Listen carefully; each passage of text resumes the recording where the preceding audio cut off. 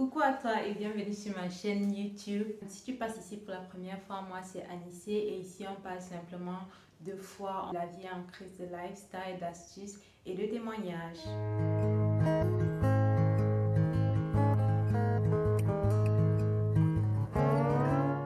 Aujourd'hui dans cette vidéo, on va parler de l'importance de la communion fraternelle. Et je vais illustrer cela au travail de mon témoignage. Quand on me demande comment est-ce que je suis venue en Christ, je dis toujours que j'ai donné ma vie à Dieu. Après j'ai repris et après j'ai redonné. Et lorsque je regarde bien, je fais une introspection. Bon, lorsque je regarde bien, je me rends compte que cela aussi était dû fortement à mon entourage. Donc pour aujourd'hui, on va se baser sur un verset que j'ai trouvé aussi super illustratif de ce que font les chrétiens et ce qui m'a manqué. On va se baser pour cette vidéo sur Actes chapitre 2 verset 42. Là il est écrit: ils persévéraient dans l'enseignement des apôtres, dans la communion fraternelle, dans la fraction du pain et dans les prières. Donc allons-y pour mon témoignage. En fait, lorsque moi je suis née de nouveau pour la première fois, je ne sais pas si c'est juste le langage de Dieu, je suis née de nouveau pour la première fois et pour la deuxième fois, je ne sais pas. De toute façon, ouais, c'est comme ça que je sens ça en fait. Ce qui s'est passé, c'est que dès ma tendre enfance, ma grande sœur que j'aime beaucoup m'a amenée au culte d'enfants et là j'ai eu directement cette connexion là avec un entourage chrétien, c'était à l'église évangélique. Mais je prenais vraiment les choses de Dieu au sérieux dès déjà ma tendre enfance. Et étant donné que ma soeur était monitrice du culte d'enfants, bah, j'avais pas trop le choix en même temps, tu vois un peu ce que je dis. Quand ta grande sœur monitrice, si tu ne te comportes pas bien, ça veut dire que ouais, tu ne t'es pas bien comporté en fait du culte d'enfants. Bref, on en passe. Mais bon, ça me plaisait vraiment cet environnement et tout. Je me rappelle que lorsque j'étais encore petite, j'avais eu à donner ma vie à Christ plusieurs fois, comme beaucoup d'enfants qui ont donné leur vie à Christ. Donc, genre, j'ai fait la prière pour donner ma vie à Christ, quoi. Donc, je sais pas si tu vois ce que je veux dire. Je crois que tu vois ce que je veux dire. Donc, je grandis comme ça dans ce contexte-là où je prends quand même les choses de Dieu au sérieux. Je sais que non, on ne doit pas faire ça, on doit faire ceci. Un enfant du culte d'enfant se comporte comme ça, un enfant de Dieu se comporte comme ci. Et jusqu'à ce que je me retrouve à l'âge de 10 ans et demi, presque à 11 ans à l'internat. J'étais avec mes deux sœurs, donc je n'étais pas du tout seule. Lorsque j'arrive à l'internat, il y avait donc des activités extrascolaires et il y avait des clubs qui étaient organisés. Donc je pouvais choisir le club, peut-être danse, musique, biblique, ainsi de suite. Lorsque ma grande sœur me demande à quel club est-ce que tu vas appartenir, je réfléchis et je me dis bon, je sais danser, mais il y a des gens qui savent danser plus que moi. Je sais faire plein de trucs, théâtre, c'est aussi intéressant, mais il ne faudrait pas que je prenne plus d'un club, étant donné que les activités de club pourraient empiéter à mes résultats scolaires. Donc, elle préférait que je choisisse un seul club. Et elle me propose, ce serait pas mal d'aller au club biblique et tout. Et je trouve la proposition plutôt alléchante parce que je dis, au club biblique, tu as la possibilité, entre autres, de tout faire. Genre, si le dimanche, par exemple, on veut faire les sketchs et tout, ceux du club biblique peuvent facilement organiser ça, en fait. Et puisque c'était déjà quand même une atmosphère dans laquelle je baignais, je me sentais donc du coup super à l'aise et j'avais pas de problème à ça. C'était pas comme si elle me forçait ou quoi que ce soit. Donc j'ai rejoint le club biblique et c'est là que commencent mes décisions pour Christ en fait. Donc j'ai refusé de prendre les autres clubs et j'ai décidé de prendre le club biblique. Je commence à grandir dans cette atmosphère-là et tout. Je rencontre de nouvelles personnes et des personnes vraiment qui avaient une véritable communion, une véritable relation avec le Seigneur, qui connaissaient vraiment le Seigneur et qui étaient plus avancées que moi dans la foi. Donc, je commence à regarder à ces personnes-là, à ces grandes sœurs-là, et je commence à apprendre d'elles. Je passe beaucoup de temps avec elles et tout. Et là, mon amour pour le Seigneur commence à être grandissant. Je me rappelle lorsque j'avais 13 ans, lorsque j'étais en quatrième, avec mes amis, on avait un petit groupe là, comme ça, on se retrouvait, on partageait la parole ensemble, on partageait nos expériences ensemble, on chantait des louanges au Seigneur. C'était vraiment tout autour de Dieu, quoi. Je me rappelle même à cette époque-là, on s'était assis et on s'était dit, mais est-ce qu'un chrétien doit chanter la musique mondaine, des choses comme ça? Et nous, on s'est dit, non, on ne veut pas chanter la musique mondaine. Mais ce qu'on faisait, oh mon Dieu. En fait, on prenait la musique mondaine qui nous intéressait, comme Anna Montana, qu'on ne pouvait pas laisser, et on mettait des lyrics chrétiens sur ça. Je me rappelle encore d'une, et ça chante actuellement dans ma tête, mais bon, je vais vous épargner de ça. Et comme ça, on faisait, en fait, pour nous, c'était ok, c'était normal, donc on vivait vraiment notre foi chrétienne et tout. Donc, on était assidus vraiment à la parole. On lisait la Bible. En fait, moi, j'ai commencé à ce moment à lire la Bible de façon à ce que c'était comme une passion en fait. Donc, dans mes temps libres, je restais sur mon lit, je lisais ma Bible. Donc, j'ai même m'entourer des choses de Dieu, être dans la communion fraternelle, partager avec les frères et sœurs et tout. Et c'était vraiment dans ça que je grandissais et je me rendais compte comment, waouh, je grandissais vraiment dans le Seigneur en fait. Je commençais à sentir que je vivais une relation réelle avec Jésus-Christ. Je sentais vraiment que, c'était quelque chose de tangible en fait. C'était pas juste quelque chose qu'on dit, c'était pas juste aller à l'église ou quoi que ce soit, mais c'était vraiment plus que ça, c'était profond en fait. Et j'ai vraiment aimé ces moments de ma vie, même ces moments-ci aussi, je les aime. J'ai vraiment aimé ces moments de ma vie parce que c'était mes premiers contacts avec le Seigneur. Donc, de savoir qu'il y a une relation réelle qui existe avec Jésus-Christ en fait. Je crois que j'ai trop parlé. Mais je crois que vous avez compris ce que je voulais dire. Bon, j'étais née de nouveau. Je quitte l'internat à l'âge de 14 ans et là, je passerai en seconde. Et lorsque je quitte l'internat, je rentre à la maison et je commence à fréquenter de la maison. Et du coup, mon entourage change. C'est-à-dire, je ne suis plus tout le temps avec mes amis chrétiens comme à l'internat. Parce qu'on faisait tout ensemble. Tu dors avec eux, tu te lèves avec eux, tu manges avec eux, tu fais tout avec eux en fait. Vraiment, comme la Bible le dit, en fait, on demeurait ensemble. Tu n'avais pas trop le choix en même temps. Mais en même temps, tu choisissais. Bon, tu avais le choix. Tu choisissais avec qui tu voulais rester. Tu pouvais rester avec des personnes qui te propulsent dans la foi. Tu pouvais rester avec des personnes qui t'enfoncent, entre autres. Donc, nous, on avait fait ce choix-là. Et lorsque je quitte l'internat, donc en classe de seconde, je vais dans une école, dans ce collège-là, j'ai un nouvel entourage. Ces personnes-là, elles sont chrétiennes comme la majorité des personnes au Cameroun, mais elles ne sont pas vraiment nées de nouveau. Ou alors, ceux qui sont nés de nouveau, je n'étais pas vraiment en contact avec eux dans ma classe. Et c'était vraiment difficile un peu de faire le contact avec eux, je ne sais pas trop pourquoi. Je me retrouve à avoir moins de temps pour le Seigneur. Je lis de moins en moins ma Bible.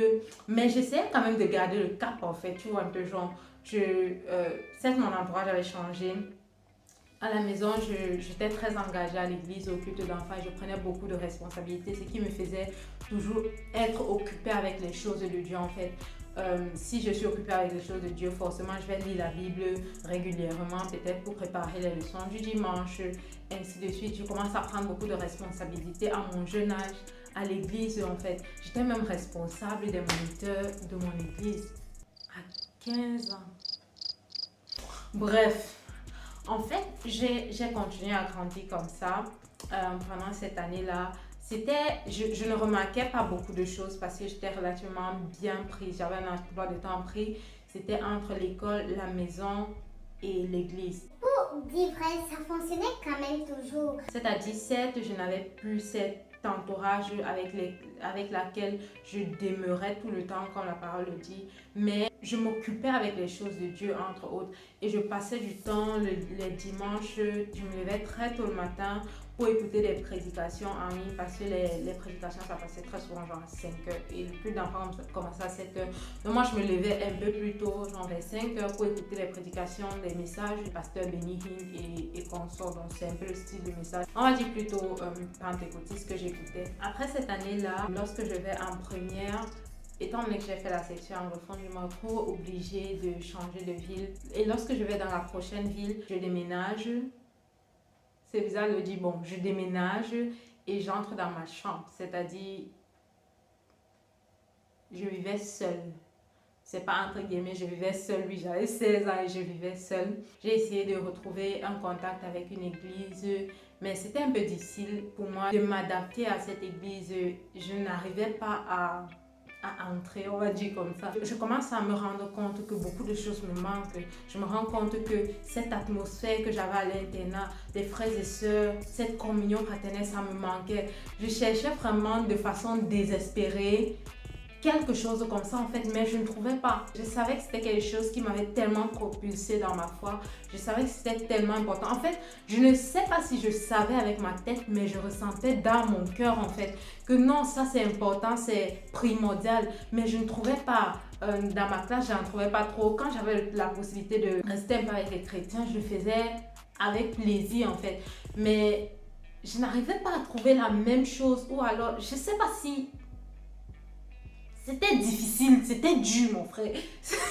C'était difficile, j'étais jeune, je vivais seule, je passais au travers de beaucoup de changements et tout. Et c'était vraiment pas facile de me retrouver, de pouvoir trouver quelque chose. C'était vraiment difficile. Et je sentais vraiment comment je descendais petit à petit. J'avais même pas la télé chez moi pour écouter encore les messages du pasteur Benny Hinn. C'est gâté quoi. Donc, je me retrouve comme ça, je me sens pas à l'aise à l'église, je n'ai pas de communion fraternelle, je n'ai pas de communion fraternelle et je n'ai pas de communion fraternelle. Et je commence à me rendre compte que je me compromets petit à petit, j'ai commencé à me retrouver vraiment dans le monde en fait. C'est vrai le mot là, donc dans le monde, le paquet. Le paquet. Le paquet là, c'était le pack monde. Je suis entrée dedans. Je suis rentrée dedans et j'ai commencé à vivre vraiment ma vie quoi. Genre, j'allais à l'église de temps en temps quand j'avais envie. Je sais pas, même aller à l'église, j'avais plus envie en fait. Bon, c'était pas comme avant, genre dans ma ville d'avant là, je prenais l'église comme une priorité. Non, il fallait que j'aille à l'église et je travaillais. Donc, j'étais même plus occupée avec les choses de Dieu. Donc, ce qui fait que j'étais laxiste et que je m'en foutais de toute façon quoi. Donc, ça commence à être difficile. Et là, je ne suis plus née de nouveau. Ouais. Et là, je me retrouve vraiment dans le monde et avec tout ce que le monde a offert. Une jeune fille de mon âge, j'ai vécu là-bas jusqu'à mes 17 ans. Pendant 2 ans, j'ai eu mon bac à 17 ans. Et jusque-là, j'ai toujours été dans le monde en fait. À mes 18 ans, je change de ville. Je vais commencer à faire des cours de langue à Douala. C'était pas trop au changement quoi. J'allais à l'église, je faisais ce que je pouvais faire. Et je vivais ma vie entre autres. Je chopais la life. Étant à Douala, je cherchais désespérément juste des personnes qui vivent pour Christ et qui sont simples, qui sont comme dans Acte 2, verset 42. Mais c'était difficile. Et lorsque vraiment j'ai retrouvé cela, lorsque je suis venue en Allemagne, j'ai rencontré des frères et sœurs en Christ. Comme ça, pendant un week-end. J'ai été avec eux pendant un week-end. Je suis rentrée à la maison chez moi.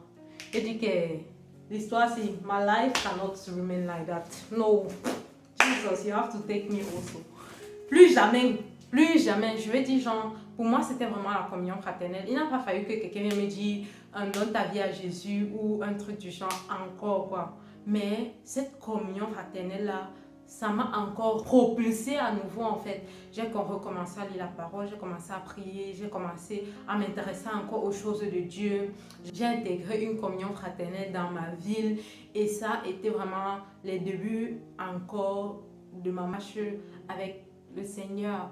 Et ce que je veux transmettre au travers de cette vidéo, juste par ce témoignage, en fait, je veux relever ce point de la communion fraternelle parce que c'est tellement important pour un chrétien d'avoir la communion fraternelle. Tu ne peux pas être chrétien et être seul. Chrétien solo, ça n'existe pas parce que lorsque il y a des brebis et que une brebis quitte un peu le troupeau, elle part un peu de côté là. Lorsque le lion va venir pour attaquer, il ne va pas aller vers les brebis qui sont dans le troupeau. Non, ça sera trop le travail et l'une des brebis peut même aider l'autre et tout. Donc, il va aller voir la brebis qui est seule là et c'est elle qui va manger. Et moi, j'étais cette brebis seule là. Il a voulu me manger, mais ça m'a fait grâce. Lorsque j'ai retrouvé le troupeau, mon ami, je me suis attachée. Ma ceinture. J'ai dit que non, jamais, je ne quitte plus jamais le troupeau. Et en fait, si tu es chrétien et que tu manques de communion fraternelle, prie vraiment le Seigneur par rapport à ça et demande-lui de te guider vers des personnes avec qui tu pourrais communier fraternellement. Si tu es chrétien et que tu te dis la communion fraternelle, c'est pas important, non, je fais plutôt mes choses en solo, il n'y a pas de chrétien solo. Ça sera difficile, voire impossible de maintenir le cap et de rester en Christ, de rester ancré en Christ parce que ton frère, ta soeur qui est autour de toi, c'est elle ou c'est lui qui te soutient dans la foi, qui t'aide, qui prie pour toi, qui t'exhorte. Et j'en passe. C'est tout pour cette vidéo. J'espère qu'elle t'aura plu. et que tu pourras pour toi-même encore ressasser dans ton cœur l'importance d'une communion fraternelle. Et si tu n'as pas encore une communion fraternelle, je t'en supplie, cherche-en avant que le loup ne te mange. Et si tu as une communion fraternelle, demeure attaché à la communion fraternelle parce que c'est super important, c'est super important, c'est super important. Je sais que la communion fraternelle, ça peut être dur, on va en parler, mais c'est super important. Tu peux me laisser un like et tu peux partager ton expérience avec la communion fraternelle dans les commentaires ou alors comment toi tu es venu à Christ. On fait juste un résumé. On échange un peu. Partage cette vidéo avec une personne. On se prend bientôt pour une nouvelle vidéo. Ciao, ciao!